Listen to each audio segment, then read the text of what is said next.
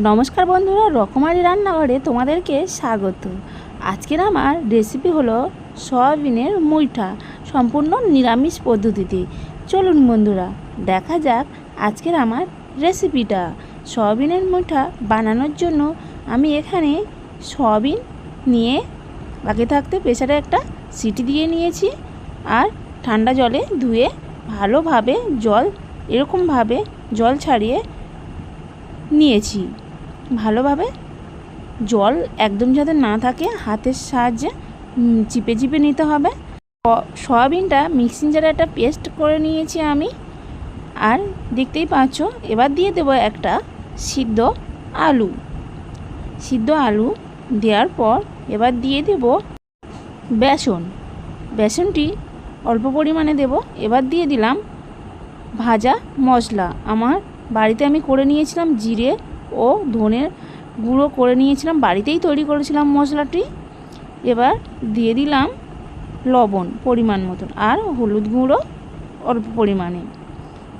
1 চামচ দিয়ে দিলাম লঙ্কা ও আদা বাটা দিয়ে এবার ভালোভাবে সয়াবিনটাকে মিশিয়ে নেব। সব উপকরণ যাতে ভালোভাবে মিশে যায়, ভালোভাবে মাখতে হবে পুরটাকে। এবারে আমার মাখা হয়ে গেছে। এবার আমি একটা মুইঠা বানানোর জন্য একটা শেপ নিয়ে নেব। দেখতেই পাচ্ছ বন্ধুরা, আমি শেপটা নিয়ে নিয়েছি। আমি একে একে সবগুলি বানিয়ে নিয়েছি, দেখতেই পাচ্ছ। এবার আমি কড়াইতে তেল দিয়ে দিলাম, তেলটি গরম হয়ে গেছে। এবার দিয়ে দেবো একে একে যে শেপটা করেছিলাম সয়াবিনের, সেগুলি দিয়ে আমি ভেজে নেব। আস্তে আস্তে করে নাড়াচাড়া করতে হবে, উল্টে পাল্টে দিতে হবে যাতে ভেঙে না যায়। দেখতেই পাচ্ছ কত সুন্দর ভাজাটা হয়েছে। আর আমি একে একে সবগুলি ভেজে নিয়েছি। সেই একই তেলে দিয়ে দিলাম আলুগুলিও আমি ভেজে নেব। আলুগুলি ভাজা আমার হয়ে গেছে।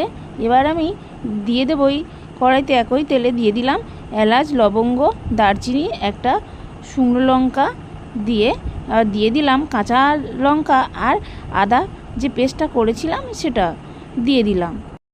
একটু নাড়াচাড়া করার পর দিয়ে দিলাম হলুদ গুঁড়ো, পরিমাণ মতন লবণ, আর ভাজা মশলা যেটা আমি বাড়িতে বানিয়েছি আগেই বলেছি, আর দিয়ে দিলাম কাশ্মীরি লঙ্কার গুঁড়ো একটু রং হওয়ার জন্য। দিয়ে আবারও একটু নাড়াচাড়া করে একটু দিয়ে দেব জলটি দিয়ে একটু মশলাটিকে আবারও একটু নাড়াচাড়া করে নেব। মশলাটি দেখতেই পাচ্ছ জলটি একটু ফুটা শুরু করেছে। এবার দিয়ে দেব আলুগুলি দিয়ে আবারও নাড়াচাড়া করে নেব।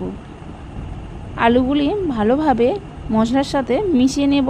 ভালোভাবে মেশানো হয়ে গেছে, দেখতেই পাচ্ছ। এবার দিয়ে দেব জল, অল্প পরিমাণে আমি এখানে জল দেব। বেশি গ্রেভি করলে ভালো লাগবে না, ঝোলটা খেতেও ভালো লাগবে না।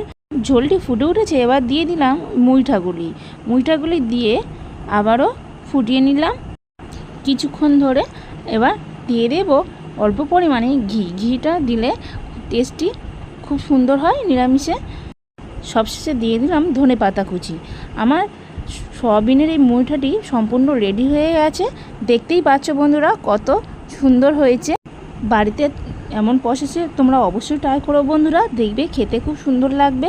আর আমার ভিডিওটি ভালো লাগলে বন্ধুরা লাইক আর সাবস্ক্রাইব